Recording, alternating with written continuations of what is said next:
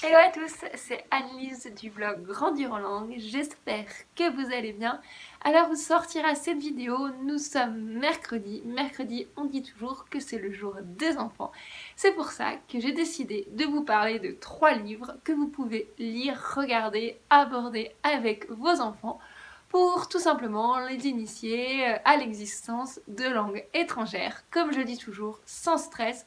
L'objectif, c'est pas qu'ils soient bilingues, l'objectif, c'est tout simplement qu'ils aient conscience qu'il existe plusieurs langues et qu'ils entendent éventuellement d'autres mots, d'autres sons que ce qu'ils entendent dans leur langue maternelle.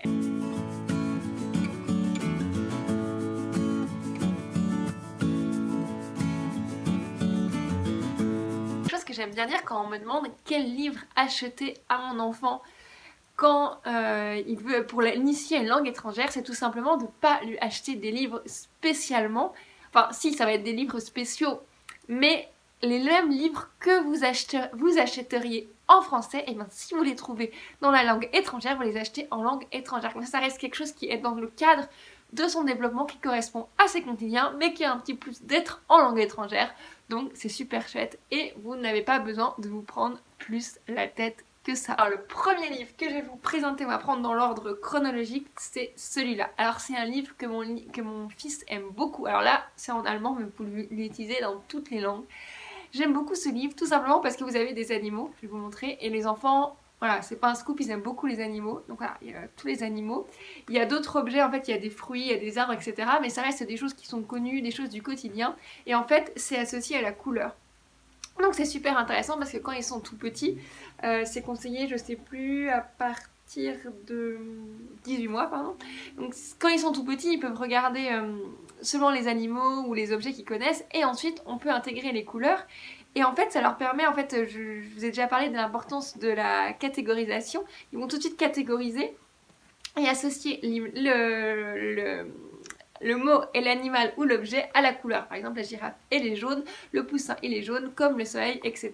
Si je prends l'exemple du ver, la grenouille, elle est verte, comme le sapin, comme la tortue. Donc c'est super intéressant, déjà parce que ça les rassure, ça leur permet de catégoriser, et le fait du coup, en fait, comme c'est dans une langue, ça leur permet d'entendre et de découvrir ce mot en le rattachant à quelque chose qu'ils connaissent. Donc c'est vraiment quelque chose de super intéressant.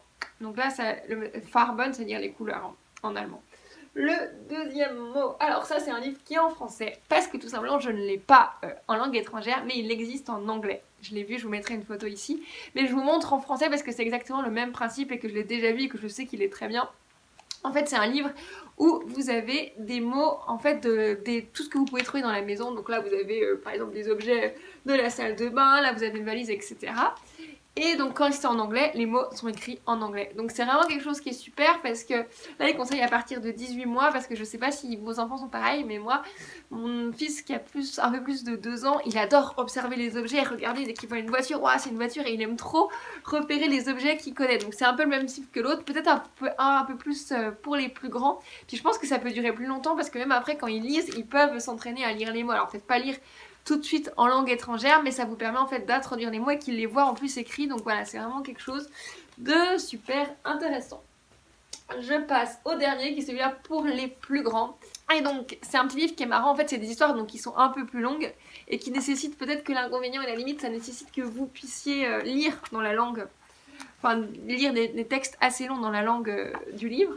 Mais c'est quand même très intéressant parce qu'en fait si vous avez des enfants qui se posent pas mal de questions scientifiques, et bien ce petit livre y répond à travers des histoires. Donc vous avez le côté histoire et vous avez le côté réponse à ces questions qui peut se poser, et en même temps c'est dans une langue. Et l'avantage qu'en fait même s'il lit pas, donc soit il peut lire s'il sait déjà lire, et si vous les lisez, c'est qu'il va entendre en fait le son de la langue, son oreille va s'habituer à entendre autre chose, etc.